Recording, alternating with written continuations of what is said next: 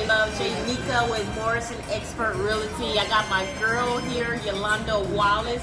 What's your company? Southwest Realty Advisors.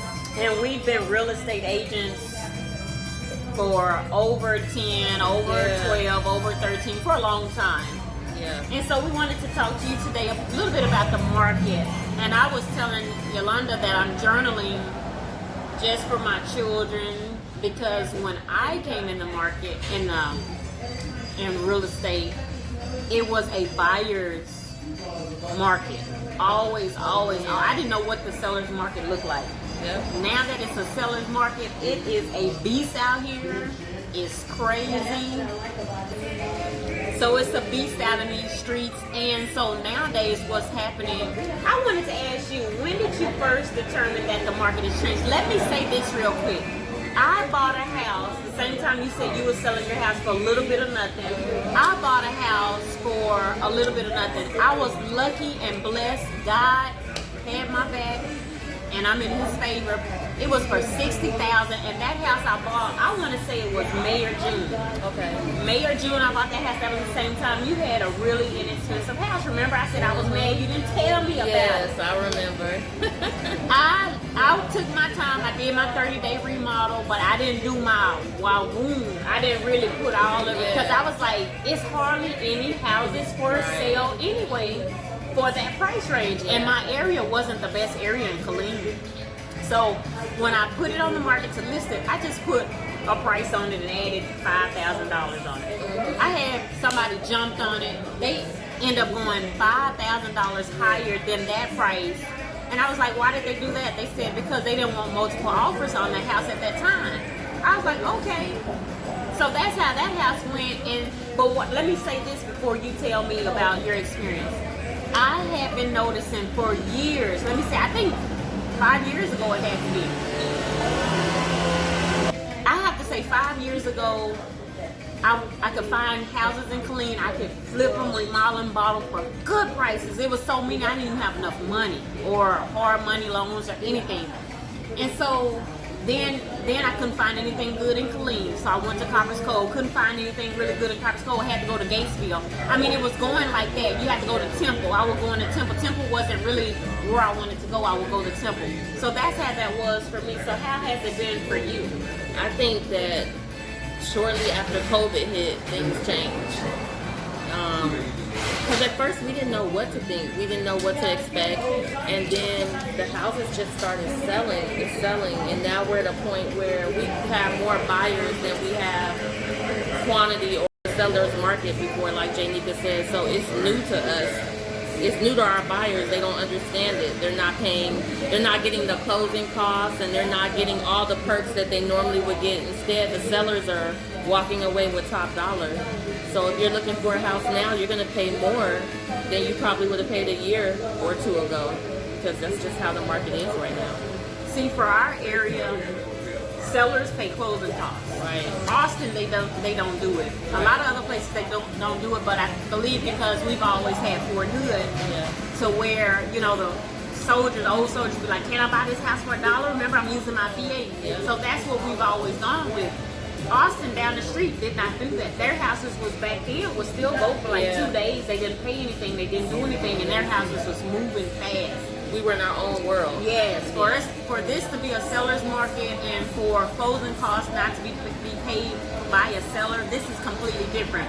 We're in a market now where a house will go on the market 1 or 2 days, multiple offers. Then, like, I had an agent told me that if she has clients, she tell them, if you don't have enough money to pay closing costs, you need to find another agent. Or if you're not willing to go over the sales price, you need to be still or do something else. And you even had an example where y'all went $20,000 over price. Yeah, and we did half of the closing costs and we still lost.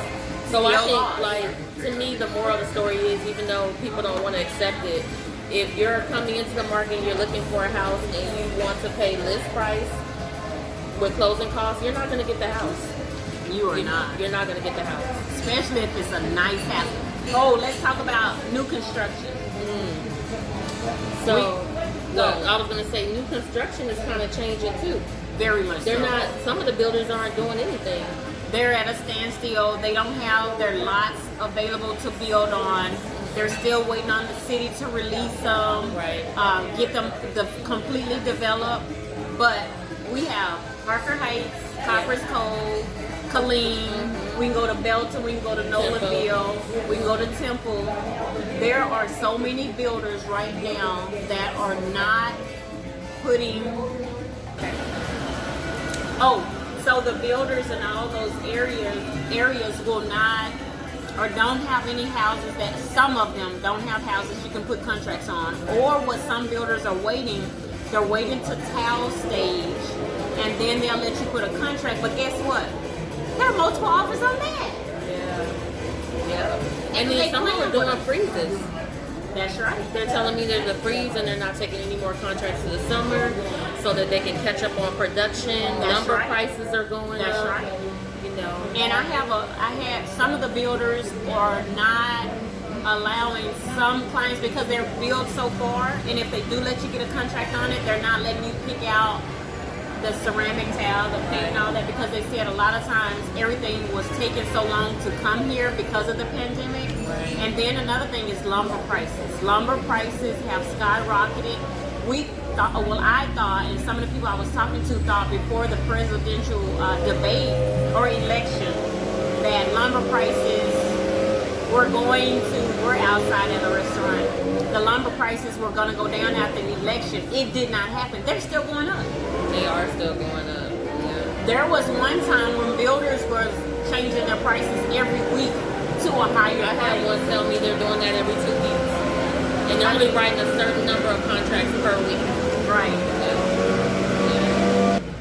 And we was gonna say that you used to can buy a house for $100,000 or $125,000 for a medium price range, just really nice prices. Right. And so for new home, new construction, because you can buy a little piece of nothing for something, but that's not even that case anymore. You used to be able to find a $30,000.